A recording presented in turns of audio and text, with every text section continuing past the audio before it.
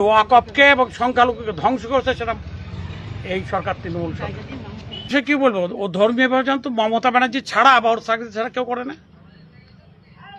একমাত্র মমতা ব্যানার্জি, যে একটা হিন্দু ধর্মের মেয়েও জয় শ্রীরাম বলে গায়ে জ্বলন ধরে, ছুটে মারতে যায় সবাইকে, এই তো তার আদর্শ।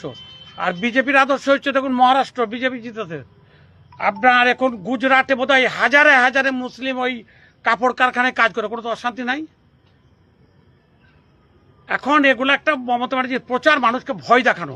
এখন আমাদের দেখবেন 1 বছরের মধ্যে মুসলিমদের চেহারাটা দেখবেন বিজেপিকেই পছন্দ করবে, কেন একটা আদর্শ নিয়ে চলে।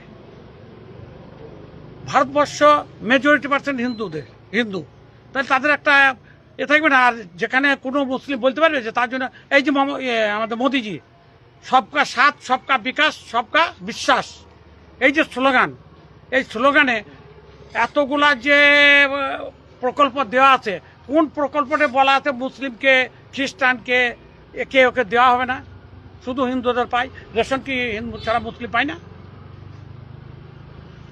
একমাত্র সারা ভারতবর্ষের মধ্যে পশ্চিমবাংলায় মোদিজি দিয়েছেন যেটা স্বাস্থ্য ব্যাপারে, কিন্তু পশ্চিমবাংলা গ্রহণ করছে না। যার জন্য আমরা ব্যাঙ্গালোরে, আমি তো ব্যাঙ্গালোরে হার্ট অপারেশন করে এসেছি, দেখছি পশ্চিমবাংলা ছাড়া সব রাজ্যের লোক সুবিধা পাচ্ছে, পশ্চিমবাংলার পাচ্ছে না, পকেট থেকে টাকা দিতে হচ্ছে। মমতা ব্যানার্জি গ্রহণ করায়নি। এগুলো তো সাধারণ মানুষকে ভাঁওতা বোঝায়।